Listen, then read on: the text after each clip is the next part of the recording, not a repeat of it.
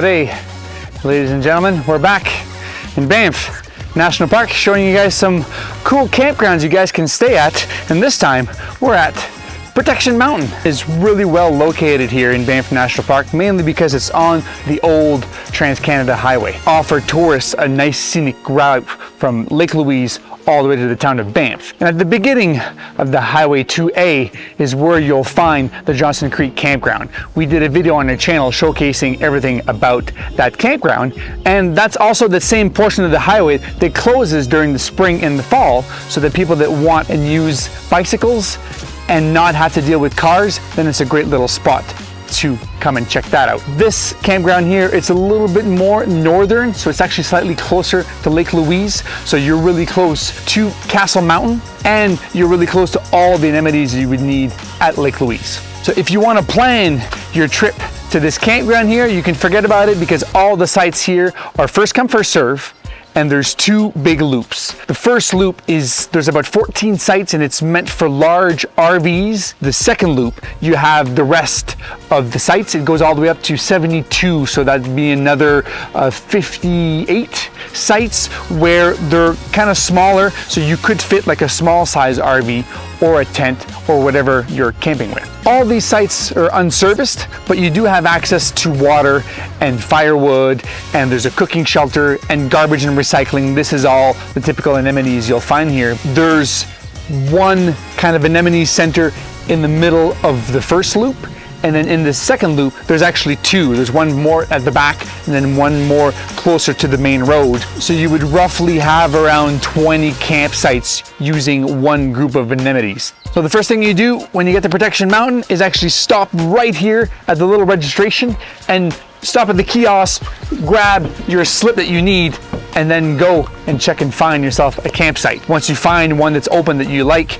leave something there to show that it's yours, and then come back with your payment, fill it everything there, and put that in there. You're good to camp up to 14 nights, but most people probably don't stay 14 nights because there's so many things to see in this area. You probably want to venture further north in the Icefields Parkway or even into Yoho National Park. There's so many places to go. Without wasting any time, go and check out all the rest of the campsite and show you guys what that looks like.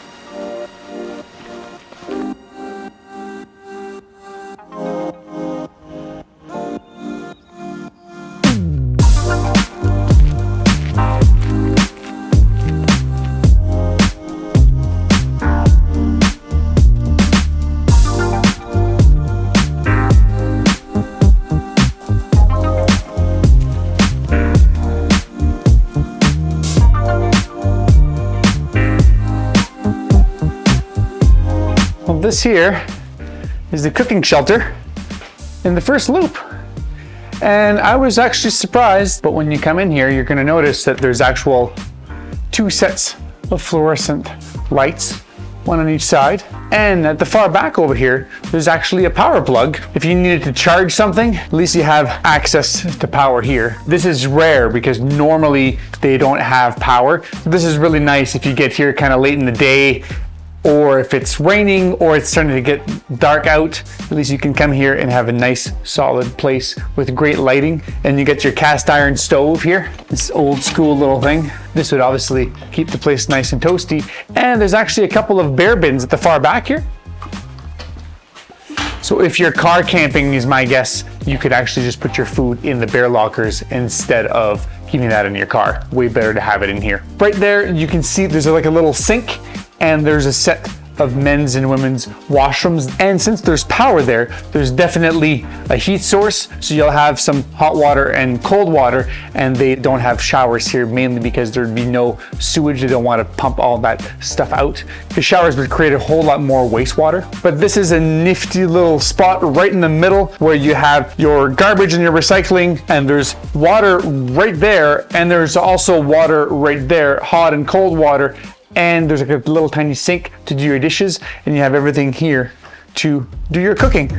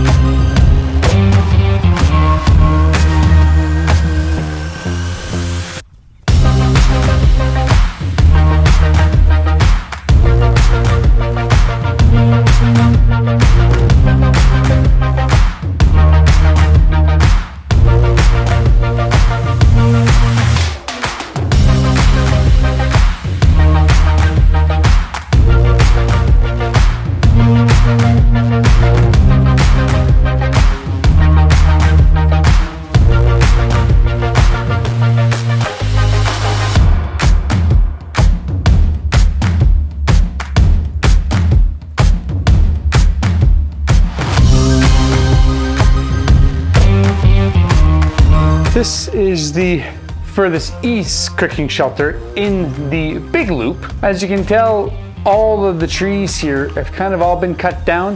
There must have been something that happened through here years ago, or they could have been also from the pine beetle. I know in Jasper they've cut quite a bit of trees down because of that. But these cooking shelters are kind of all the same. They all have power. Both of these ones here in the second loop, and you got your light switch here, and you got a power plug right there. This one here, the bear lockers are just on the outside, and you still have this nice stainless steel table. The old-timey cast iron stoves, which is perfect. I actually use these more to dry out gear than to actually cook food. On the other side of this cooking shelter, there's a same bathroom with hot and cold water with the sink outside. I can see the other one over there. There's two of them. So they're all three of these are kind of identical. One of the big differences is if you're in a tent, I would suggest going all the way to the end of the second loop.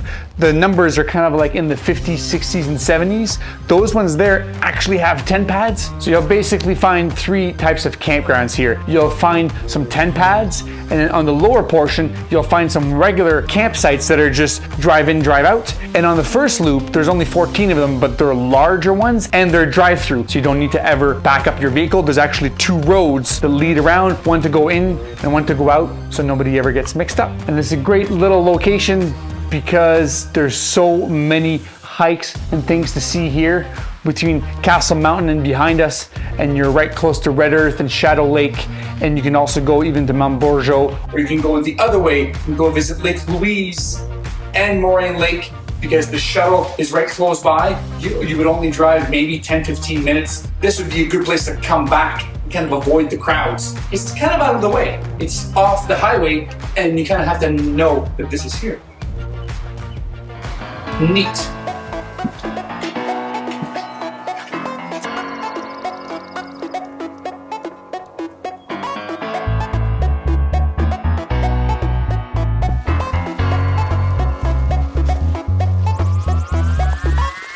Well, I hope that this video helps you guys decide where you're gonna come and stay when you come visit Banff National Park. And this is Protection Mountain, right in between Lake Louise and Banff, right in the heart of Banff National Park. And I'm Eric Tremblay, and these are my adventures. Peace out.